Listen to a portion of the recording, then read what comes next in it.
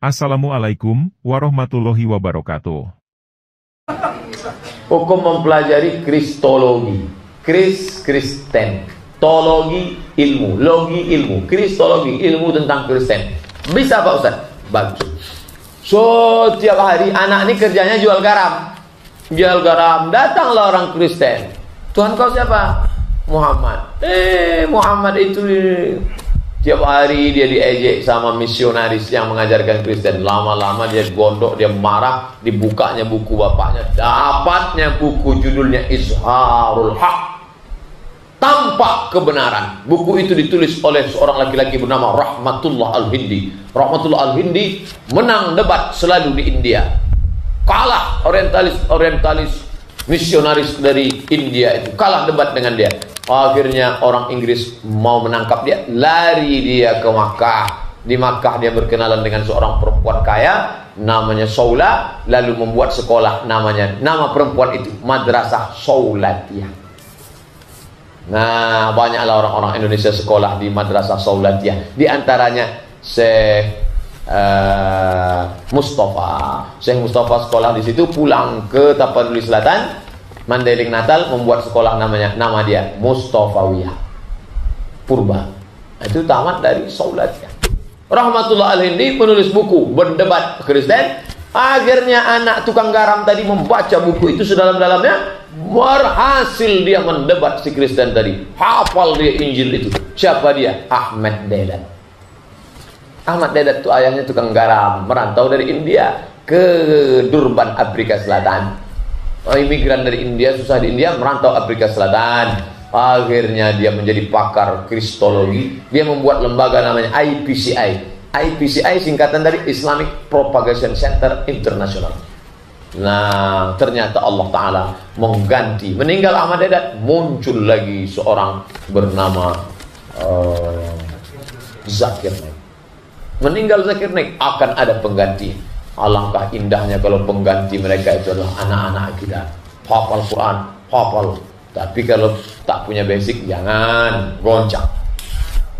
Kalau punya basic, Qurannya mantap, usul fikihnya mantap, ilmu logikanya mantap, ilmu debatnya mantap.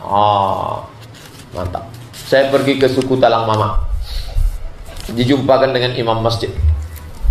Sebentar ya Pak Ustaz, imam masjid sedang menakik gotah.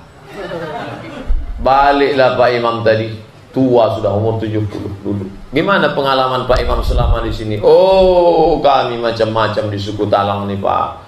Datanglah orang Kristen membawa mie instan, membawa baju, membawa ngasih hadiah. Dia tak ada ngajak kami masuk Kristen. Dikasihnya, setelah itu lama-lama baru didebatnya kami. Bapak nyembah siapa? Nyembah Allah. Nampak Allah tuh? Enggak. Bagus sembah nih, nampak dia tergantung-gantung di tiang. Ini Allah Pak, inilah anak Allah yang tunggal Pak. Kenapa? Karena dia tak berayah. Rupanya cerdas Pak Imam. Kalau dia tak berayah, dikatakan Allah, berarti Adam lebih Allah lagi. Karena dia tak berayah, tak beremak. Terdiam mereka, balik. Mie-nya kami ambil. Kalau kalian katakan Isa itu Tuhan karena dia tak berayah, padahal dia lahir dari rahim seorang ibu, Maryam. Dia Tuhan karena dia tak berayah. Berarti Adam lebih hebat dari dia. Karena Adam tak berayah, tak beribu. Akhirnya kalah mereka, balik. Hebat Pak Imam. Emang dia menakik kota. Untuk tak ditakiknya kepala misionaris. Mantap. Itulah kaji kita malam ini. Ala hazihin niyah al-Fatihah. Hukum meneliti dunia animasi. Animasi bagus. Kalau ada anak-anakku kuliah di Saintek, Fakultas Sains dan Teknologi, belajar animasi, cara wudhu itu paling bagus kalau pakai animasi. Kalau saya menceramahi anak-anak, cara wudhu ya, iza qumtum ila sholati faghsilu wujuhakum wa aydiyakum ilal. Dia tak peduli. Ini yang ceramahnya LCMA, bukan dia tahu LCMA. Tapi kalau dibuatkan animasi, tengok nih, Batman sedang wudhu. Tengok nih, Naruto sedang wudhu. Tengok nih, Hulk sedang sholat. Buatkan gitu gambar Hulk. Jangan Hulk yang telanjang tuh, Hulk yang pakai baju kurung, pakai pakai songket Melayu. Namanya Hulk, di mana bumi dipijak, di situ langit dijunjung. Ditengoknya, tengok tuh, sholat berjamaah animasi, Batman sholat, imamnya Superman, semuanya pakai. Wonder Woman pakai mukena, tengok. Tertarik dia sholat. Yang jago-jago animasi, buat animasi. Barulah kita bisa bangkit bilisani qaumihi, dengan bahasa kaumnya. Bahasa anak-anak, ya pakai bahasa anak-anak. Berapa banyak orang suka dengan Upin Ipin. Jangan lupa di situ ada racunnya, Bang Saleh bencong. Apa hukumnya menceritakan aib keluarga kepada orang lain? Oh, hunna libasul lakum wa antum libasul lahun. Istri menjadi pakaian bagi suami, suami menjadi pakaian bagi istri. Kenapa Abdul Somad berani ceramah? Karena ditutup pakaian. Kalau tidak nampaklah kurus kering. Siapa yang menutupi kita? Istri. Neraka jahanam bagi seorang suami menceritakan aib istrinya. Neraka jahanam bagi seorang istri menceritakan aib suaminya pas arisan. Oh, tutup. Kunna libasul lakum wa antum libasul lahun. Ustaz, anak saya sangat ingin sekali berjilbab, tapi karena pekerjaan menuntut dia tidak bisa pakai jilbab karena tidak dibolehkan bekerja. Semua perusahaan baik BUMN maupun asing yang buka di bumi Minangkabau harus memakai prinsip di mana bumi dipijak, di situ langit dijunjung. Adat basandi syarak basandi kitabullah. Siapa yang membuat perda itu? DPR. Siapa yang memilih DPR? Kita. Maka pilihlah anggota dewan yang memperjuangkan perda syariah. Semua perusahaan di bumi Minangkabau mesti memperbolehkan karyawannya berjilbab. Allahu Akbar. Nampaknya kampanye bu ya.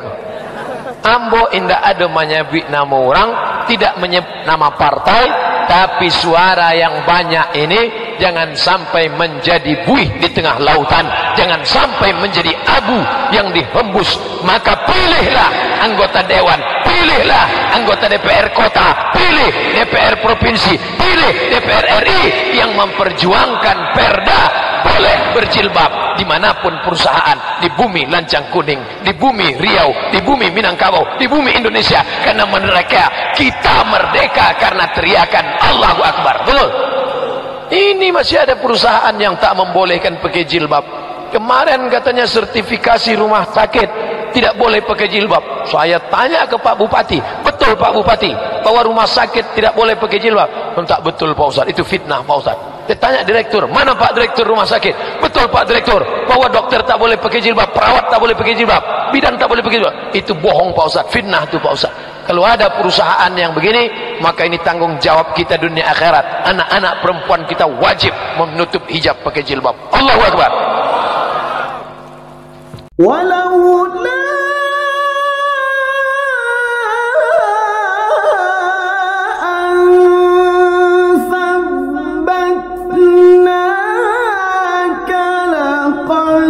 kita